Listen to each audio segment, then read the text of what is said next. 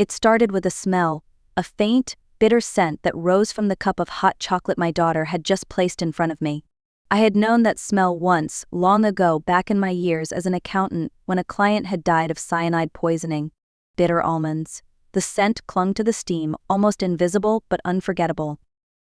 "Drink it while it's hot, Mom," Rachel said, her voice soft and honeyed, the same way she had spoken to me since she was a child. She smiled, but something in her eyes didn't match the warmth of her tone. They were cold, steady, almost waiting. I lifted the cup to my lips, pretending to take a sip. Then I set it down and reached for the sugar jar. "I'll just add a little more sweetness," I said, my voice steady despite the storm building in my chest. As Rachel turned toward the sink, I switched the cups, mine with the one belonging to her husband, Ethan. He had stepped away to answer the phone moments before. It was a small, instinctive movement, the kind that only comes from a lifetime of reading details and balancing ledgers. Something in me knew. When Ethan returned, he smiled at Rachel, kissed her cheek, and took the seat beside her. "Smells great," he said, lifting the mug. She leaned her chin into her palm and watched him drink. 20 minutes later, the first scream shattered the quiet of the house. I found Ethan on the kitchen floor, his body convulsing, his face pale, foam forming at his mouth. His hands clawed at the air as if trying to grab something invisible. Rachel knelt beside him, screaming, "Ethan! Ethan, please!" Her voice echoed with panic, but her tears never came. I grabbed the phone and called 911, my hands trembling so hard I almost dropped it. "My son-in-law, he's not breathing. Please, hurry." I could hear my own pulse in my ears, like a drum of disbelief. As the dispatcher asked for details, I watched Rachel press her hands to Ethan's chest, her cries growing louder, more desperate. Yet through that noise my mind began connecting details, tiny, logical pieces that refused to be silenced. Why had she insisted I drink the hot chocolate right away? Why had she made 3 cups when she knew Ethan never drank it in the afternoon? And why, as she knelt beside her dying husband, did I still see that glint of calculation in her eyes? The paramedics arrived within minutes that felt like hours. They worked over Ethan while Rachel clung to me, sobbing into my shoulder.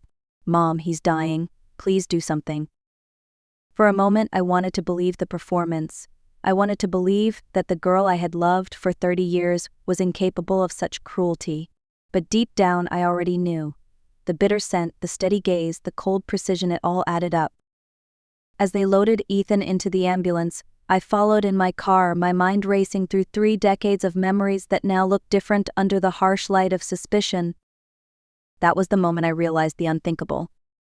My daughter might have tried to kill me. As the ambulance lights faded ahead of me, my mind went backward instead of forward. Every mile I drove behind, that flashing red glow peeled back another layer of memories that once felt warm and now tasted like ashes. Rachel had come into my life 30 years earlier, when I was 37 and nearly out of hope. My husband, Paul, had died in a car accident 2 years before, and the doctors had told me children were no longer possible. Adoption had been the only dream left standing after everything else had fallen apart. When the social worker brought Rachel to my door, she was a tiny 5-year-old girl, with pale blonde hair, and a small stuffed rabbit missing one ear. She barely spoke. She looked at me with those big, blue eyes, frightened, lost, desperate for safety. I knelt down and whispered, "Hi, sweetheart. I'm Eleanor. I'm your new mom." She just stared for a moment before placing her small hand on my cheek. "Mommy," she said softly. I cried that night, certain that love had finally returned to my life. The first few months were peaceful. Rachel was polite, affectionate, almost too perfect. But then small, strange things began to happen. My cat, Daisy, died suddenly. The vet said she had eaten something toxic. A few weeks later, all the fish in my aquarium were floating dead one morning. Then a neighbor's dog was found poisoned. Each time, Rachel cried harder than anyone else, sobbing over the cat, writing a little goodbye note for the fish, hugging me with trembling arms. I told myself it was coincidence. Trauma, a child trying to adjust. I told myself what every lonely, hopeful mother tells herself when the truth is too painful to face. By the time she turned 10, Rachel had mastered the art of charm. Teachers adored her. Neighbors praised her manners. But at home I started to notice her lies, small, deliberate, and told with a calm that chilled me. If money disappeared from my purse, she would swear she hadn't touched it, her expression steady, unflinching. Once, she accused a classmate of bullying her, only for the teacher to later tell me Rachel had been the one tormenting others. Still, I forgave everything. I thought I was healing a broken child. I thought patience and love could fix anything. I gave her everything: school, therapy, time, safety. But as I followed the ambulance that night, one thought echoed louder than the sirens. Maybe I hadn't been healing Rachel. Maybe I had been protecting something far darker. When we arrived at the hospital, chaos swallowed the emergency room. Doctors rushed Ethan onto a stretcher, nurses calling codes I didn't understand. Rachel ran beside them, crying out his name, her voice raw and theatrical. I followed quietly, gripping my purse so hard my knuckles turned white. A nurse stopped me at the doorway. "Ma'am, please wait here." So I stood in the hallway, the smell of antiseptic sharp in the air, listening to the sounds of machines, the metallic clang of instruments, the rhythm of panic. Every sense screamed that something was terribly wrong, not just with Ethan, but with everything I thought I knew about my life. Minutes later, a doctor approached. "Are you family?" "Yes," Rachel said instantly, wiping her eyes. "I'm his wife. This is my mother." The doctor hesitated, studying both of us. "Your husband's condition is critical. We've found strong signs of poisoning. Do you know if he's been exposed to any chemicals?" "Poisoning?" Rachel's voice broke perfectly on cue. "Oh my God, no, how could that happen?" My stomach clenched. The doctor continued, "We detected a scent of bitter almonds on his breath. That often indicates cyanide." Rachel's face drained of color, but her reaction felt practiced, too precise, too timed. I stepped forward before I could stop myself. "He drank hot chocolate," I said quietly. "My daughter prepared it." The doctor's eyes flicked toward Rachel. "Who prepared it?" Rachel turned toward me, stunned. "Mom, what are you saying? You think I would ever?" "I'm just answering the question," I said softly. The doctor nodded and scribbled notes. "We'll have to run toxicology tests. Please bring any of the remaining drink, if possible." Rachel quickly offered, "I'll go get the mugs." But I shook my head before she could move. "No," I said firmly, my voice steady for the first time in hours. "I'll handle it myself." Rachel froze, the corner of her mouth twitching just slightly, a flash of something I had never seen in her face before. In that moment, I realized this was no misunderstanding. This was a performance she had rehearsed for years. And I, for 3 decades, had been her audience. That night, Rachel insisted I stay over. "Please, Mom, I can't be alone after what happened," she said, her voice trembling as she poured another cup of tea. "What if whoever did this comes back?" The thought of sleeping under her roof made my skin crawl, but I agreed. Not because I trusted her, but because I needed to know the truth. After midnight, when the house grew still, I slipped out of bed. The moonlight cut through the blinds, painting silver lines across the hallway. Rachel's room was quiet. I could hear the slow rhythm of her breathing. In the kitchen, I began my search. The counter was spotless, the mugs washed and placed neatly in the rack, too neat. In the back of the pantry, behind a row of unused spices, I found a small glass jar without a label. Inside was a fine white powder. I unscrewed the lid and sniffed. The same unmistakable smell of bitter almonds filled my nose. Cyanide.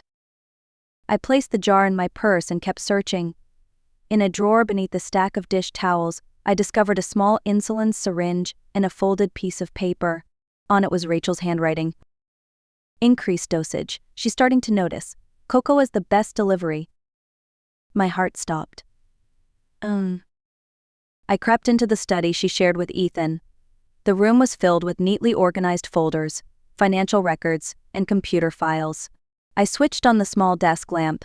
Among the papers, a folder caught my eye, its label written in bold marker, "Mom, final plan." Inside were photocopies of my will, my insurance policy, and my bank statements, records she should never have had. I skimmed through the pages until I found one that froze me. Accelerate timeline. Lethal dose in hot chocolate. Blame Ethan. A noise startled me, a creak from the hallway. I shut off the lamp and held my breath. Her footsteps approached slowly, pausing outside the door. Then, silence. I waited until I heard her moving back toward her room. When I turned the lamp back on, I noticed another file, this one tucked deep inside the drawer. It was filled with death certificates. 2 husbands, both dead before the age of 40, both natural causes. And at the bottom, a diary, page after page describing dosages, symptoms, and dates, precise, emotionless records of each man's death. By the time I returned to my room, My hands were shaking. I tucked the jar and the diary into my bag and sat on the bed, staring into the dark. The girl I had raised, loved, and defended for 30 years was not a victim of trauma. She was a predator, and I had been her next target. At sunrise, I stepped quietly into the backyard with my phone pressed against my chest. The air was still damp, the sky pale pink.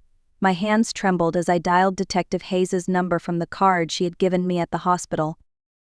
"Detective Hayes," she answered. "It's Eleanor Pierce," I whispered. "I found something. You need to come right away." "What kind of something?" "Proof. The poison. And evidence she's killed before." There was a long silence on the line. "Ma'am, are you sure?" "I'm looking at her handwriting, her plans, her victims." Hayes' tone changed instantly, steady, professional. "All right, Mrs. Pierce, stay calm. We'll send a patrol car within the hour. It'll look like a routine follow-up visit. Do not confront her." I thanked her and hung up. My heart was pounding so loudly it almost drowned out the birds. When I went back inside, Rachel was at the kitchen counter, humming softly while spreading jam on toast as if nothing had happened. "Good morning, Mom," she said brightly. "Did you sleep?" "Not much. I've been thinking," she continued, "maybe we should hire a private investigator to find out who poisoned Ethan. We can't just trust the police." Her tone was calm, deliberate. She was testing me.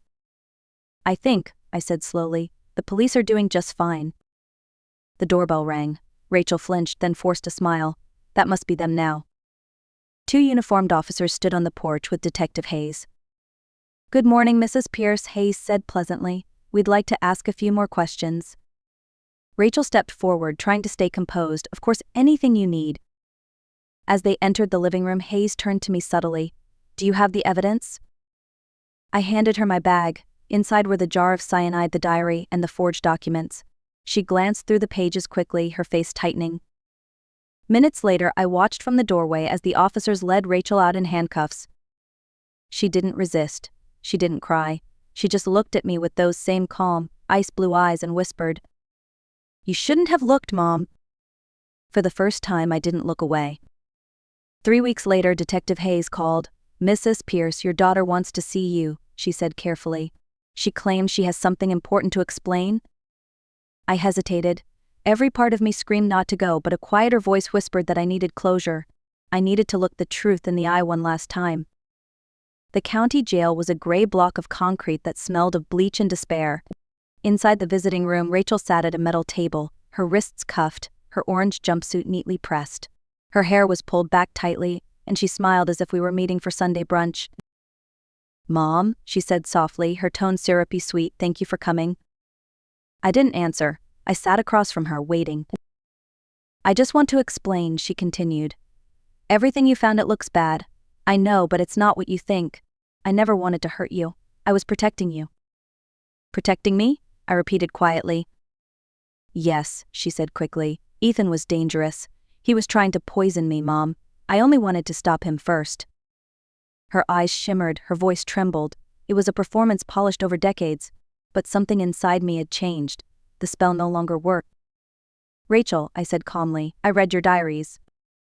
For a fraction of a second, her mask cracked. Then she smiled again, colder this time. "Then you know I'm smarter than everyone thought." "You killed those men," I whispered. "You planned to kill me." She leaned forward, her voice suddenly sharp. "Do you want the truth, Mom? You were just an experiment. I wanted to see how long a woman could love a monster before she noticed." My breath caught. "You called it motherhood," she said. "I called it control." "Why?" I asked. "I gave you everything. A home, safety, love." She tilted her head, her expression empty. "You gave me what I needed: money, respectability, and identity.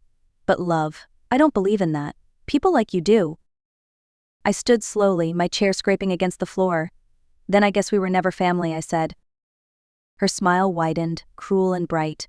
"Oh, we were, Mom. You were the perfect mother for a sociopath." I turned toward the door. "Goodbye, Rachel." "Mom," she called after me, "you'll regret turning on me. I always finish what I start." I didn't look back. For 30 years, I had been afraid of losing her. Now, I was finally free of her. The trial began 3 months later in the county courthouse. Reporters filled the hallway. whispering Rachel's name like it was a legend. The Poison Widow, one headline read. I sat in the front row, hands folded, my heart steady. I wasn't there as her mother anymore. I was there as a witness. The prosecution presented her diaries, the cyanide, the insurance documents, all in her handwriting. Every page was like a knife. Rachel sat still, expressionless, her eyes darting across the courtroom, as if studying her next move. When Ethan took the stand, his voice trembled. She told me she'd perfected ways to kill without leaving a trace. When I tried to leave, she said she'd kill Eleanor next. The jury listened in stunned silence. His words stripped away any doubt that might have remained. When my turn came, I spoke quietly but clearly. For 30 years, I thought I was a mother. I was wrong. I was a shield she hid behind. My voice didn't shake. Rachel doesn't feel remorse. She feels strategy. The defense tried to argue mental illness, claiming Rachel's childhood trauma drove her actions. But her own words betrayed her pages of cold, clinical planning, doses, dates, and bank calculations. No insanity, just control. The jury deliberated for 4 hours. When the verdict was read guilty on all counts, Rachel didn't flinch. She looked at me and smiled faintly, as if to say, "You still lost." But she was wrong. For the first time in 3 decades, I had won something more valuable than forgiveness. Freedom. 5 years later, I woke up to birdsong instead of sirens. The air outside my window smelled of pine and rain. I had moved to Asheville, North Carolina, a small house surrounded by hills, sunlight, and silence.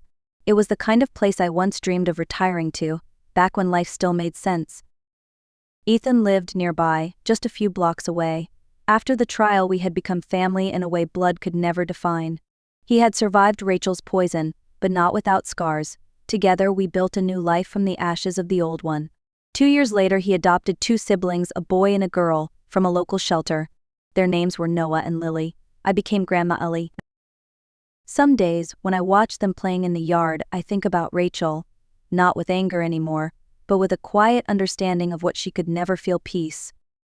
I started a foundation that helps adoptive families recognize emotional manipulation early. We teach parents how to see the signs, how to balance love with awareness. It's called the Clear Heart Project. Every time a family tells me they avoided disaster because of something we taught, I feel a small piece of healing. One afternoon, I received a letter from the women's prison in Ohio. The handwriting was Rachel's. She said she had found religion, that she was sorry, that she wanted me to visit. I stared at the letter for a long time before placing it in the fireplace. Some doors don't need to reopen. That night, I sat outside watching the stars with Noah and Lily beside me. "Grandma," Lily asked, "do bad people ever become good?" I took her hand. "Some try," I said, "but some just pretend. That's why we must learn to tell the difference." When they went to bed, I stayed on the porch, listening to the wind move through the trees. I realized I no longer felt haunted. Forgiveness, I learned, isn't always love. Sometimes it's letting go completely so that your own heart can breathe again. If you've made it this far, thank you for listening to Eleanor's story. It isn't just about betrayal or justice, it's about awareness. About learning that love should never silence instinct. That sometimes protecting your peace means letting go of someone you once called family. If this story touched you, share it. Not for numbers, but for the people who might still be blinded by love and denial. Hit like, subscribe, and tell us in the comments. Do you believe every person can truly change? Or are some hearts simply beyond redemption?